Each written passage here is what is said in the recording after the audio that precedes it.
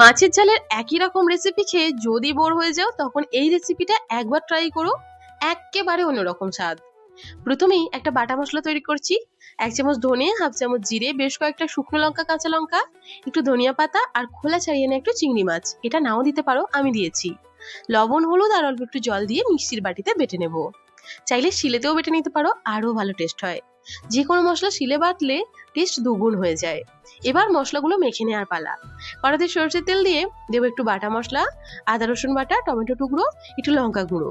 আমার মনে হলো ঝালটা আর একটু হলে ভালো হতো, তাই একটু দিয়েছি। এটা নাও দিতে পারো।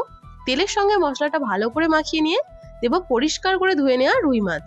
পেটির পিসগুলো দিয়ে এই রেসিপিটা সবচেয়ে ভালো হয়, তবে আমি এখানে সমস্ত রকম মাছের পিসই ব্যবহার করেছি। মশলার সঙ্গে মাছটা ভালো করে মেখে নিয়ে একটু বাটি ধোয়া জল আর একটু সরষের তেল আর কয়েকটা কাঁচা লঙ্কা দিয়ে হাই ফ্লেমে 5 মিনিট রান্না করে মাছগুলো একটু উল্টে দিয়ে লো ফ্লেমে 10 মিনিট রান্না করতে হবে।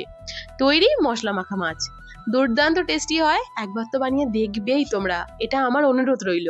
আর তোমাদের বানিয়ে কেমন লাগলো সেটা অবশ্যই কমেন্ট করে জানাতে ভুলো না। সকলে ভালো থেকো।